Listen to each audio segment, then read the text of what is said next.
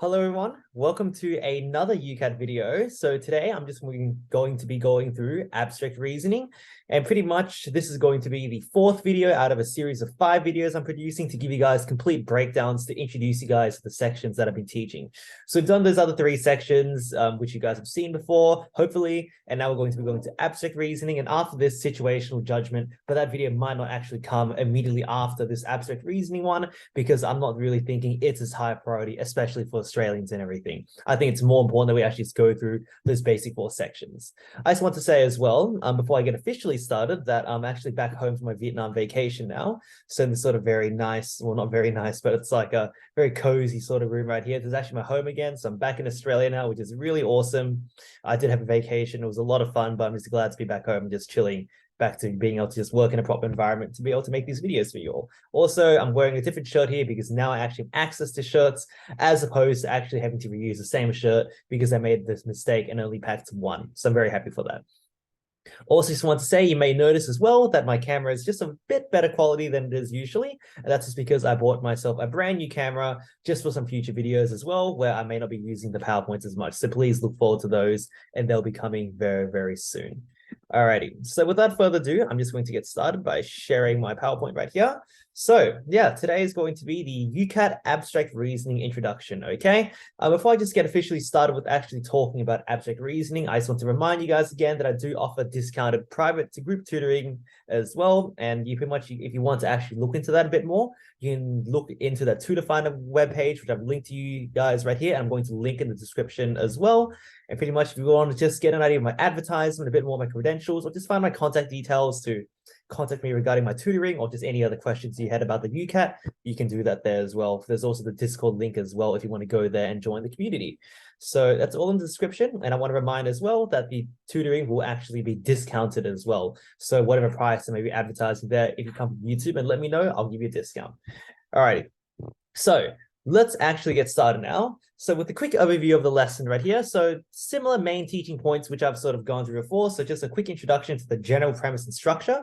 And I'm going to introduce sets and item boxes. So this is actually concept and abstract reasoning, which is very important to actually understand at a very fundamental level to help accelerate your learning. So we'll be going through that. Question types, timing. It's frantic, by the way. I'm excited to talk about that specifically. Marking, your required score, and the final summary. All right, excuse me. Just had a little bit of food, so it might be a little bit of a burp there, but there you go. So let's actually just get started talking about the general premise and structure. And I'm sorry if I don't actually sound, very fluent as I may be in my other videos. I'm literally on 30 minutes of sleep in the past 2 days and everything, because my flight was at 11 p.m. and I came back at 10 a.m. this morning. I've chosen not to sleep for the entire day to just sort of try to reset my body clock. So hopefully I can get a good sleep tonight. But anyways, so what is abstract reasoning? So abstract reasoning is an exceptionally packed section that involves the use of conceptual, non-concrete thinking. So pretty much I'm just trying to find another way to put abstract.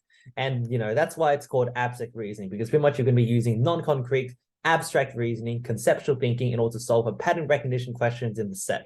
Okay, so in the question set, that is. So these are pretty much just pattern recognition questions, and the entire premise is just about recognizing patterns, and you're going to be using your abstract thinking, or like, your logical, your like sort of imagine thinking and everything, as opposed to sort of concrete facts, just sort of thinking in a more sort of broad conceptual sort of manner and everything. And I put exceptionally packed there because this is an absolutely jam-packed section as well. There are a lot of questions, and I'm going to talk about that in a moment right here, in fact right now.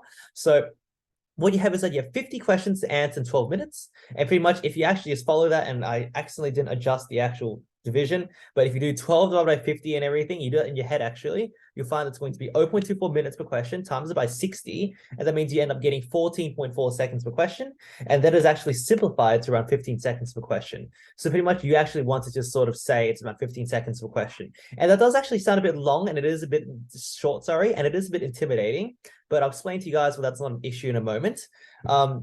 I want to note as well in the sort of third point right here that it's actually very similar to verbal reasoning in the fact that many of these questions that you actually get for abstract reasoning, they don't actually just simply come one by one. They actually are like multiple questions attached to like, a sort of like general piece of information or something like that. So actually just similar to verbal reasoning, you don't consider the timing by 15 seconds per question. You sort of get it as a clump and everything. So you're like, oh, it's going to be like 1 minute for the information and the 4 or 5 questions and everything, which is important to mention. Okay. So there are actually 4 different question types and everything, and they're dispersed in a relatively predictable pattern. Okay. So the thing is that they're actually, so pretty much you can sort of tell which sort of like question types are going to be after which. So for example, there's this pattern 1, and you know that there's going to be that pattern 1 after like this set of 5 questions or something like that. So it's a predictable pattern, and it's actually very important for your approach. And I'm going to discuss it later in another video. It's very important to recognize that you're going to have these questions here and everything, so you don't get too caught up here or something like that, because if you just work in the order of it, you can get messed up on timing. And again, I'm going to talk about that later. And abstract reasoning, it's just very similar to decision making, where actually, just in fact, quantitative reasoning, where you actually can just increase your score by just simply using tips, tricks, and external tools and everything. So you don't just want to just sort of, it's not one of those sections where you just come with like a fixed mindset. In fact, you should never come with a fixed mindset. You shouldn't. It's one of those sections where you don't come in there thinking, okay, well, if I just suck at this, I'm just going to suck at this and that's it. This is actually a section where you can actually just work hard and improve on. And there are so many things that you can actually do in order to actually improve on this. And I would strongly recommend you follow that. And I'm going to discuss these all in future videos. But keep in mind, this is a developable section. I started off scoring around half marks and then end up scoring 870 in the UCAT. So you can develop this skill over time by actually just simply practicing and getting better with the patterns. But more on that later. So before I actually get into just going into the question types and the timing like I usually do, I really want to just discuss with you all what the concept of sets and item boxes are. So you don't even know what like sets and item boxes are. You don't even know what they look like and everything. But I want to try my best to sort of explain it to you from the ground up. So when you actually do see them, you're not actually that confused, okay? So it's very important that you understand this because, many questions, in fact, I'd say about 80 to 90% actually will involve sets and item boxes as well. And it will involve your understanding of sets and exactly how they work, okay? So now let's talk about this a bit more. So what is a set? Okay, so sets in abstract reasoning is pretty much just a structure containing 6 item boxes. So just remember that for yourself, a structure containing 6 item boxes. Now, you may logically follow and ask, what are item boxes? Excellent question. So what item boxes are, they're actually structures. So they're pretty much boxes that actually just contain a variety of bits and pieces. And when I say bits and pieces, I mean that they're like shapes, lines, or general objects. So they can be like squares, triangles, it can be like straight lines, curved lines, or something like that, or just like general objects like dotted triangles or something like that. Okay, so you have this set with 6 item boxes, and each item box is like a literal box that actually contains different sorts of bits and pieces like shapes and lines inside there and everything. Again, probably a bit better with the picture, which you're going to see in a moment. So in terms of questions and everything, in terms of how these bits and pieces and item boxes actually work and everything, the actual idea, so on this point right here, is that the actual bits and pieces and everything in each item box, in every single item box that you actually will have, they have a certain planned method of organization. So pretty much all the bits and pieces, the shapes, lines, and general objects in each item box, they're pretty much organized in a certain way, in a very certain specific way and everything. It's a very deliberate organization. So for example, all of the bits and pieces in this item box are shaped with even sides. So all the bits and pieces in this item box are shapes with even sides, okay? So in that case, that would be the method of organization. All the bits and pieces are shapes with even side for that one item box. It's very important to actually mention that, because the thing is that that's exactly how it works in abstract reasoning. Each item box is a very specific organization. And of course, to sort of say method of organization, that's a bit funky and everything. So in fact, we just call it a rule, okay? So it's just like a rule. So a rule for the item boxes. What is the rule for the item box here, as I mentioned? Bits and pieces are shapes with even sides. And now here's actually what's relevant for your UCAT learning as well for abstract reasoning. So remember how I mentioned that there's a set with 6 item boxes and everything. So all the item boxes, all the 6 item boxes in the same set, they all individually have a rule to them, as I mentioned, and all those item boxes will follow the same rule or rules. That's very important because sometimes you may have more than one rule, and I'm going to talk about that in a moment. So the thing is that when we actually say rules and everything, or these methods of organization, we don't actually just want to say, oh, a rule for the item box. because all 6 item boxes in the one set share the same rule, we just consider the rule as being for the entire set, if that makes sense, okay? So we don't say, oh, item box 1 rule. We say set A or B rule, a rule for set A, meaning that the rule that all the item boxes in set A fulfill, okay? So it's all text right now. There will be a picture to explain this in a moment. So please stick with me if you're a bit confused. And note as well, as I mentioned, there may be more than one rule, okay? So for example, you're going to find that in one of the item boxes, one of the rules is going to be shapes with even sides. But you're also going to notice that all the shapes themselves are curved shapes as well. So the curved shapes with even sides, okay? So more than one rule. And this is actually very important if you'll be able to figure out whether there's more than one rule. And it's actually predictable. You can actually predict whether an item box will actually have more than one rule and everything very easily by just simply taking a look and understanding the question. But that's going to be discussed in a later video and also in my lessons. I don't actually really know exactly how much I want to sort of give for free through these lessons and everything, but I'm planning to give a lot. But there are some tips I do plan to just limit to my online classes. So yeah, that's that. So all the item boxes in a set, they just simply follow a rule, and there may be more than one rule. Okay. And now that's sets and item boxes, but now talking about how they're actually applied in an actual question, which you'll receive for the abstract reasoning section, you're actually going to be given not just one set, you're always going to be given 2 sets. They come in pairs, okay? And pretty much each set has a different set of a different rule or set of rules, and pretty much they individually have different rules. And the thing is that with those 2 sets, you get the questions that are relevant to those 2 sets. In fact, when I say clump of questions, I should have actually detailed this more specifically. I'm going to make an edit later. You actually have 5 questions applying to those 2 sets and everything. So bear that in mind. That's actually a very important aspect of the structure. You have the clump of 2 sets. For a certain type of question, you have a clump of 2 sets and 5 questions attached to those 2 sets and everything. So for all questions which actually involve these duo sets, you can have 5 questions attached to that, okay? So that's actually very, very important to actually mention as well. So I'm not going to go into too much detail on that because the thing is that I do want to discuss that in a later video. So this is an example of exactly what I'm talking about, okay? So first of all, I want you to simply notice as well that you pretty much just have 2 sets. Oh, let's just look at a set actually to make it a bit easier. We have one set right here. So this is a set right here. Notice you have 6 item boxes in each set. So these are item boxes, literally boxes of, they're called item boxes because it's like boxes of items. You can consider, like, I call them bits and pieces, but you can call them items, but I thought bits and pieces might have made a bit more sense than items. So there it is. So you have these item boxes right here, and each item box actually contains a series of bits and pieces, in this case shapes, but you're going to see it's not always going to be shapes. It could be lines, it could be dotted structures, it could be curves, like, you know, lots of different things that they can possibly use, okay? And each item box follows a rule, okay? So each item box actually follows a rule. So all the bits and pieces are organized in a way, like all the bits and pieces in each item box follow a certain organizational structure, method of organization. That's a rule, okay? So that's what I mean when I say each item box follows a rule. So all the item box items, all the bits and pieces in each item box, they have an organizational structure, and they pretty much, that is the rule, and each item box has a rule they have, okay? And pretty much all the item boxes in the same set follow the exact same sort of rule, okay? So all 6 item boxes right here, when we actually look into the shapes and how they're organized, the rules for all the shapes in each item box, you're going to notice that rule for all the shapes in each item box, they're going to be exactly the same across these 6 item boxes right here for the one set, okay? And actually, for your own curiosity, in this sort of case right here, the rule is pretty much, you have an arrow on the left side right here and a bunch of other shapes on the other side. If the arrow is pointing up, that means that there are no curved-sided shapes.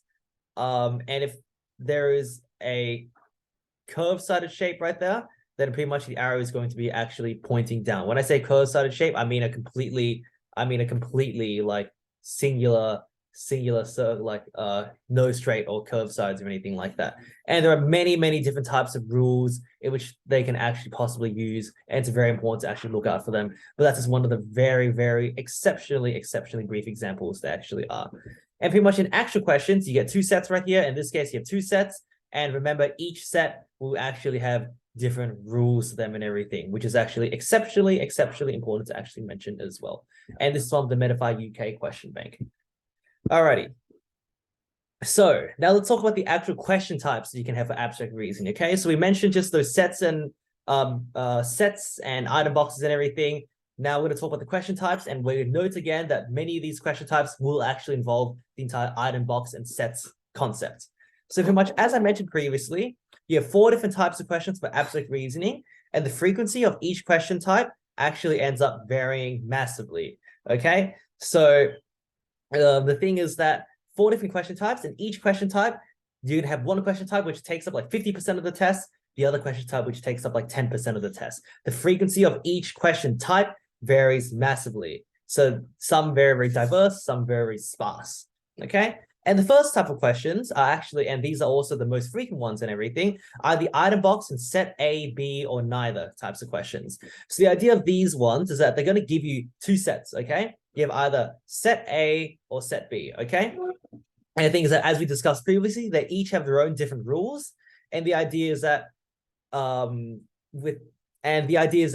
for the question, you're going to be given a solid item box. It's just an item box by itself. And the idea is that you're going to actually determine whether that item box will belong in set A or set B or neither. And the idea is that you're going to sort of like find out the rules for all these shapes and structures in each item box of set A and set B individually. Then you'll look at the rule and sort of see whether that item box they give you and see whether it matches up to any of those. It's a very common medium of question, okay? So that's a very common one. I'd say it will take around 50% of your exam, but of course, more detail for later. And the next type of question, actually, the which item box belongs in set A or B question, okay? So this is actually very similar. You still have your 2 sets and everything, each with their own rules, but this time you're not given a solid item box and you're determining whether it's in A, B, or neither.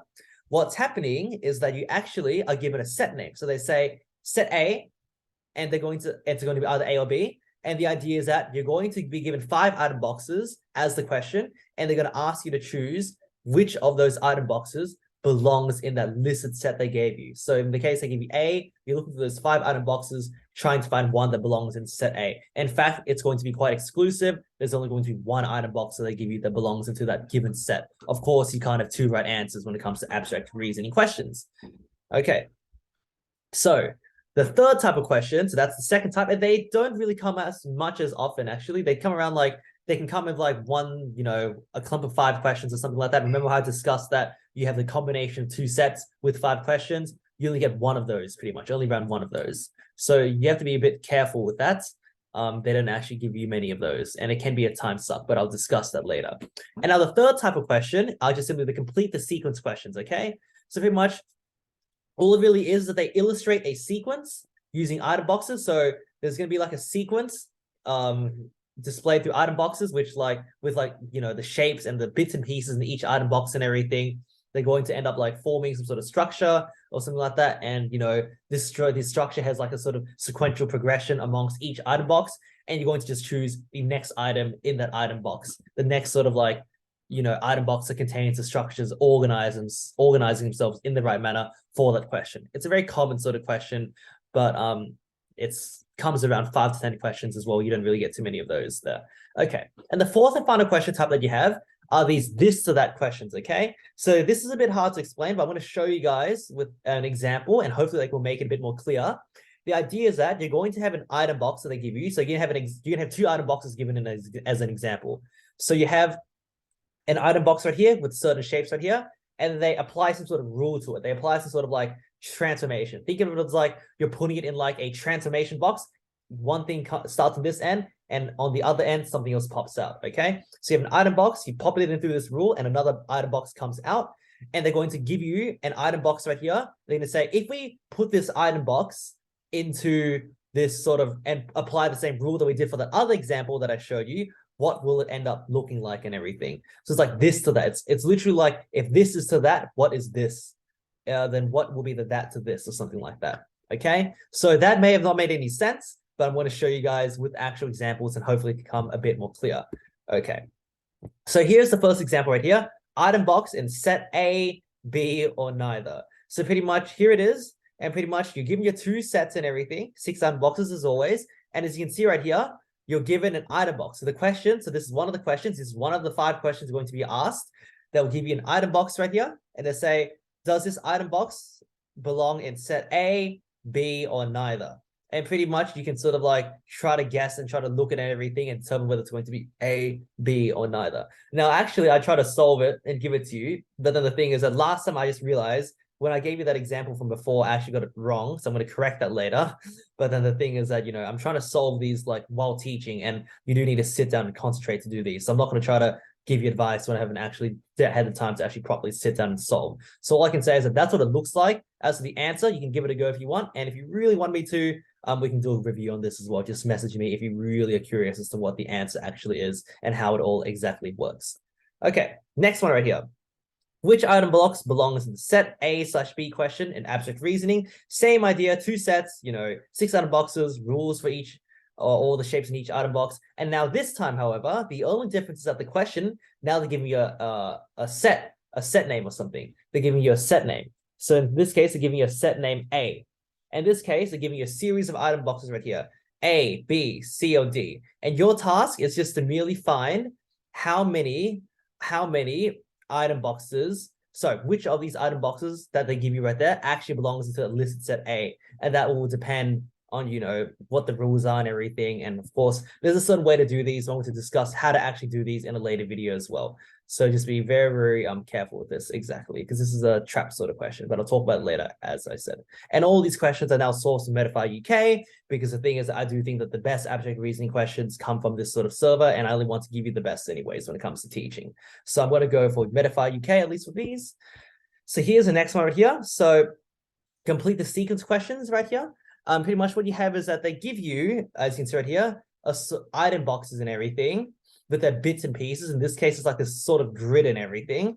And the idea is that all the sort of bits and pieces in this item box, in each item box, they have like a sort of like structure to them. And across these item boxes, the structure progresses in some sort of way. And the idea is that you're going to choose the next item box that is most appropriate. And, you know, you can see like, I haven't even looked at this question properly yet, but you see like the triangle is drifting there. So we're going to be in the bottom left corner. And you're looking at the star that's drifting as well, or maybe the squares or something, whatever you like to actually look at in order to solve the question. But that is pretty much how you sort of do it. I think the answer is B, but again, I'm actually solving this live as I'm actually trying to teach, so I don't think it's really appropriate.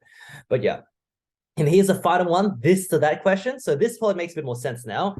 So you have an item box right here, and so you have your example item boxes right here. You have 2, they come in a pair. You have an item box right here with their own structure, and then they say is to that, okay? So pretty much what they've done is that they've gotten this item box right here and applied a transformation to all the structure of this item box, and out comes this. And they're going to say, right, and pretty much from there, you sort of try to determine what's like the rule or something like that. What's the transformation? And then by applying the and they're going to ask you, okay, well, here's another item box. I apply this transformation. What's it going to look like? And you're going to pretty much try to find that transformation right here. And it looks something like, I'm guessing the amount of lines correspond to the amount of intersections. So like 8 intersections. I'm going to guess that this answer here is going to have 10 intersections or something like that. But we'll discuss it later. I'm not going to go through that again because I don't want it to be a disaster where I just simply get it wrong again. So that was really embarrassing. But anyways, so next part right here, the abstract reasoning timing. Okay, so pretty much here is the timing. So pretty much you have 12 minutes to answer 50 questions, as I mentioned previously, and that's going to be equal to 12 divided by 50, 0.24 minutes per question, 14.4 seconds per question, and you simplify that to 15 seconds per question. But then the thing is that you need to actually understand, very importantly, that actually the specific time that you should actually use per question actually varies on the actual type of question itself. So the thing is that it's not uniform like you have for verbal reasoning. It's actually one of those things where it's actually very common across decision-making, quantitative reasoning, as you can see right here. Pretty much the time that you use per question actually depends on the type of question itself, okay? And while most questions are uniform and everything, there's some other questions right here which will take like a certain different amount of time for some marks. And in fact, the time to mark ratio can be quite dreadful. So I'm not going to go through that right now, but understanding that the time to mark ratio is actually very bad can actually affect the way you sort of approach the test, combining with the idea of the fact that the questions are placed in a very sequential order. So you kind of know which goes where and everything. But again, another video. So pretty much So therefore, because of the fact that most questions are uniform, you can kind of use 15 seconds per question as a general time threshold. But then the thing is that you need to actually consider timing individually for each question, depending on its difficulty, as like a proper gauge. So you're going to pretty much, the idea is that you should go into the exam knowing that, oh, this question type will take 30 seconds, or this question type, I'm going to take all the questions together and I'm going to combine the time to make it a minute and 15 or something like that. So the thing is that you need to actually understand that you need to sort of split the times off. And it's very important that you do that, but that's going to come in a later video where I actually discuss the actual timing. There is a very set timing. And in fact, as I mentioned right here, timeframes are established. There's one thing that I really want to mention though, that the thing is that unlike other sections and everything, when it comes to this, there actually is a very unfortunate discontinuity with time that should be spent and is actually spent per question. So for example, for decision making, the idea is that you could have spent a minute for this question, 30 seconds for this question, and 2 minutes for this question. And the idea is that that's how long you should ideally take, and you probably will end up taking that time and everything. And that way you actually can get all the questions done. But for here, they kind of do a bit of a screw job for you. They're actually, the idea is that the time that you should spend for the question, say like 30 seconds or 15 seconds or something, you'll find that it's actually much harder and you'd be spending a minute to do the question or something like that in general. And that means that your approach changes massively, because the thing is that it's very unexpected that you're going to actually be able to finish everything entirely efficiently. Because before, at least it was structured in a way that you would have a certain amount of time to do all the questions, although you're going to be distributing it differently. Here, you're going to have time frames, but you're likely not going to be able to meet these time frames because of the way the test is organized, and you're going to run out of time and not be able to get those questions done and everything, unless you are quite, advanced and you've studied a lot for that. But I'll explain that as well soon. And a little fun fact for both Australian and UK students, from the 22 UCAT, they've actually tailed down the time. They reduced the time by 1 minute, but they've actually reduced the questions from 55 to 50, okay? And actually, if you just use plain fractions and everything, that actually works a bit better for you, because if you lose a 13th of your time and you lose an 11th of the questions. So you lose less time proportionally than you would in terms of the questions that you do. So overall, your time per question has actually increased just ever so slightly. But I think it was just because of the fact that this section was starting to get a bit too overwhelming and everything, and they didn't actually end up really liking that, because this can be a very stressful section. This comes fourth in the series, remember? And then the thing is that, this comes fourth, and the thing is that can be like quite stressful after you're already being destroyed by the other three sections. So I think they've cut it down for that purpose and everything. And they probably didn't want each mark to be too invalid, which I'm going to go on right now as well. So marking. So how does marking actually work for abstract reasoning, okay? So marking is actually, it's again, just very important to mention that marking is a linear approach and everything. I'm just going to explain this one more time, even though it's the fourth video. I've explained this in every single video, but in case you just caught this one as the first one, I want to explain this again. So pretty much, it's linear in the sense that a question right will have the same impact no matter what the overall score is. So pretty much what I mean by that is that I want you to imagine, especially if you did like the high school exams in Australia or something, this sort of idea where you get 50 out of 100, so pure points in a test, but then they turn your mark into, say, 80% out of 100, okay? So pretty much they've scaled your mark up such that 1 mark is worth 1.6% to your final grade or something like that, right?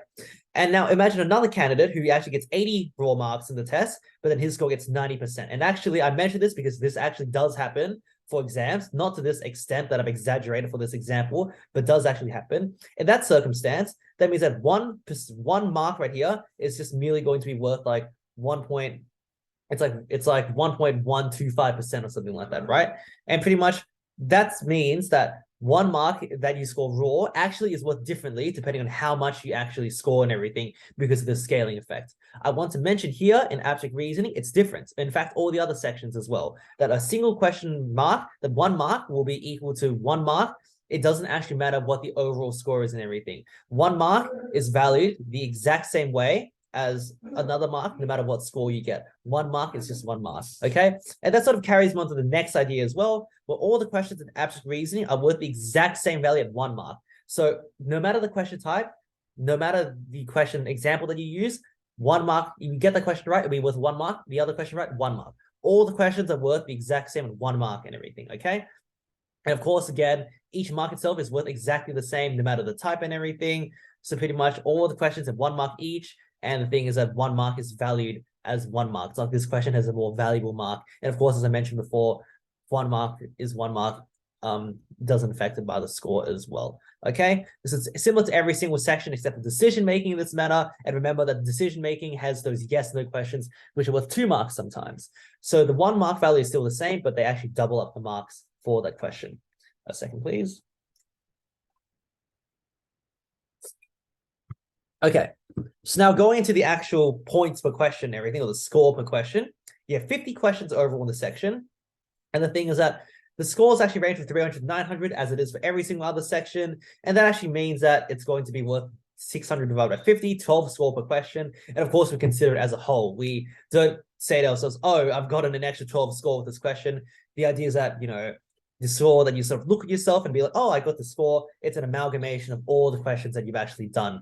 So you don't want to be like, oh, I've got 12 score, I've got 12 score. No, you want to be like, oh, I've done like 10 questions right, and I've got like 120 score or something like that. You don't really want to break it up by that sort of like tiny little component. It doesn't really make much sense to do so.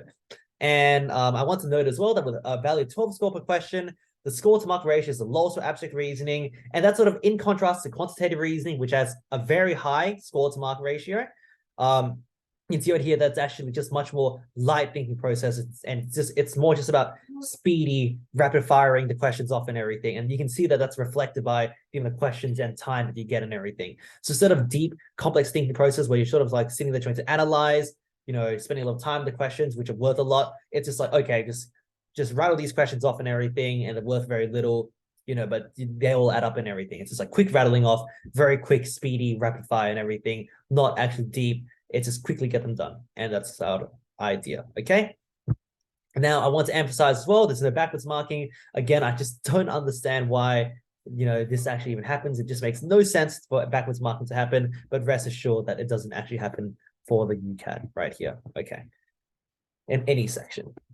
Alrighty, so certain scores, mark ranges, and everything for abstract reasoning, please pay attention to the right side of right here, and you can kind of see that it's a linear approach right here. So see that increases in 2 marks and everything sort of have the same sort of like effect to the estimated UCAT or the UCAT score and everything. Of course, it's not entirely linear. There's a bit of scaling right here, especially these lower ends and everything, which is pretty much if you just get too crap of a score, you just get scaled down. If you get too good of a score, you just get scaled up automatically. It's not entirely linear, but as you can see, it's mostly linear, and that is what is important and relevant. It's like every single other section. All the other sections are mostly linear anyways. Okay. So now, what do you actually need to score, okay? So it's always very important to discuss what you actually need to score. And with decision making, and in fact, any other section as well, with decision making, all other sections except for verbal reasoning and situational judgment, it's equal with other sections in terms of the overweighting. And as I mentioned right here, for both Australia and the UK as well, it's equal except for verbal reasoning, situational judgment. In fact, that extra weighting for situational judgment is only applied for the UK. Though, again, as I mentioned to you guys got it really, really bad, by the way, because the thing is that the extra weighting that they have is quite substantial. It can really make or break a UCAT. You know, they have thresholds and everything. I don't even want to talk about those, but your performance in situational judgment is much more important. And it's pretty cool because I think that's reflective of a culture where they actually much more look towards the actual personality as opposed to the intelligence behind medicine. So different philosophies of medicine from country to country, but I'm not going to talk about that right now. So abstract reasoning average for 2022 in Australia was 662. In the UK, it was 659. More on that on the next page, which I'm about to show you with the table. And of course, as I mentioned this, for every single section, if you want to get into medicine, even dentistry, average to slightly above average is not the goal, okay? So, in fact, you need to use, in order to actually gauge what is a good score, you need to actually use thresholds for what would actually be a good score and everything.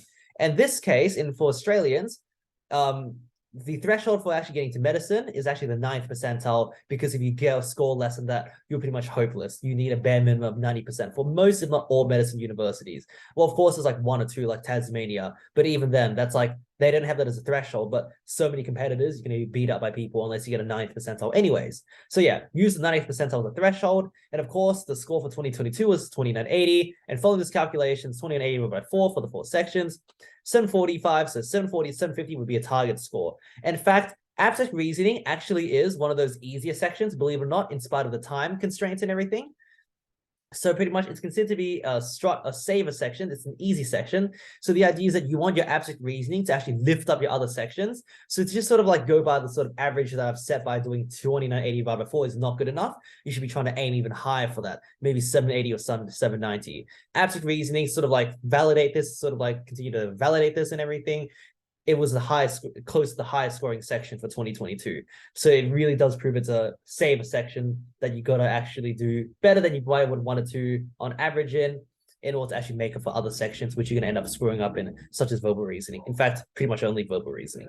But yeah, UCAT's a bit more lax. So for the UK, a 2900 score is a top scoring threshold for most, if not all, universities. In fact, you probably can get in without 2700, but then I still want you guys to aim very high, and I want you guys to sort of have many opportunities open to you all for medicine entry. So 2900 is it. So if I do that 2900 divided by 4, 725, so 730, 740 is the target. And of course, same sort of thing right here. It's a saver section in the UK as well. It's considered to be an easy section. The idea is that you're meant to do much better in this sort of section compared to other sections in order to try to bail your poor sections out. And the idea is that you're going to want to score higher because of that as well. So higher than just that average I've set for you. Go for 750, 760. And of course, notice that abstract reasoning actually, or note, sorry, that abstract reasoning actually, and for it's usually lower, but for this year, for 2022, abstract reasoning actually had the highest average of all scores, which I actually found to be pretty cool. So good for abstract reasoning, they've improved. But that just reinforces the idea that you really want to make it that saver section. Alrighty, so that's that. And here it is. Here's just sort of mean scores and for abstract reasoning and everything, and also scores across quartiles, quarters, 25th, 50th, and 75th percentile, and deciles, 10th to 90th percentile. 662 is the average right here. But of course, you want to aim for this sort of score and everything for that. So like the 9th percentile score is 830, which is pretty crazy. So really, again, a saver section for you to try to really score well in order to actually make up for other sections that will not do as well, such as verbal reasoning. Okay, and sort of same sort of table right here. So this doesn't actually show 2022 for the UK, but then oops, that accidentally shows quantitative reasoning. So I'm going to make an edit for that. But the idea is that the abstract reasoning score is around 700, 650, and you know, you look at abstract reasoning right here as well. You know, just always pretty high as well. Close to quantitative reasoning, you're meant to do well in this section to compensate for other bad sections and everything.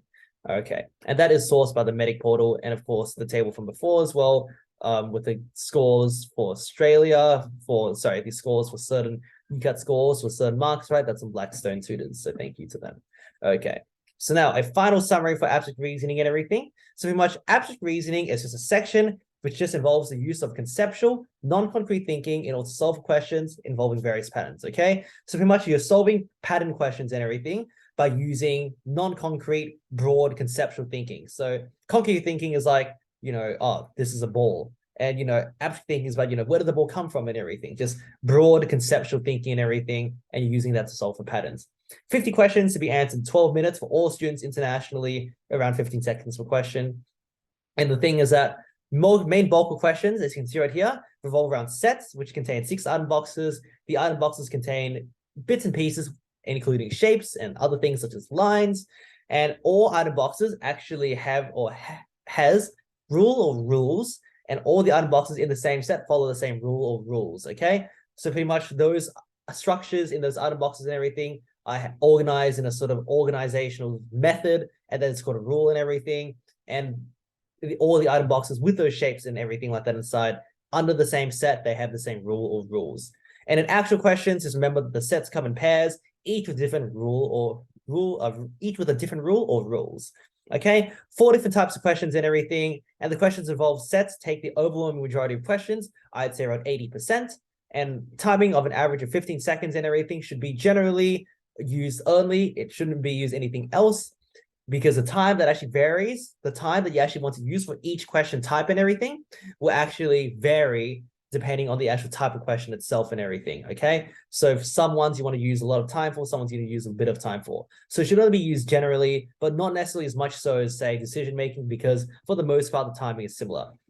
And the thing is that there's an issue with discontinuity with time that should be allocated, actual time taken and everything, which means that there is an expectation you may not actually be able to finish. But of course, you don't want to go into that training and stuff like that. Each mark is worth 1 mark, and each mark for abstract reasoning is worth the exact same. So each question that you get is 1 mark, and it's worth the exact same, irrespective of the type of question that you get right or the total mark and everything. 1 mark is just merely worth 1 mark. For Australian medicine candidates, goal score is 740 to 750. For UK medicine candidates, 730 for 740. But then the thing is that just remember that in both locations, Australia and the UK, the idea is that you want to actually score highest, not quantitative reasoning, abstract reasoning, because the thing is that it's meant to be a saver section, okay? So the thing is that you're meant to actually do well in the section to make up for other sections, because this is meant to be pretty easy. And with that, your score should be higher than just these scores that I've given you, because I've merely just averaged them out for general reference points, okay? I apologize for the little mistakes here that were made and everything. Again, made on a car, bumping up and down. Sometimes you get a little bit distracted here and there. But anyways, so to conclude this sort of lesson and everything, just want to sort of remind you guys that, again, that I do just offer private and group tutoring by following that tutor finder link. And you can also get a discounted rate by just simply going to them, mentioning to me that you came from YouTube. You can just contact me there for just lessons, or you can even just contact me there with extra UCAT questions you may have. And of course, there's a Discord server which you can join. I'm probably going to throw that on my PowerPoint soon, but the link is in the description if you do want to actually go for that. And I want to remind you guys, if you want to score 3,000, you got to actually go and aim for 3,600. Love you all. Bye-bye.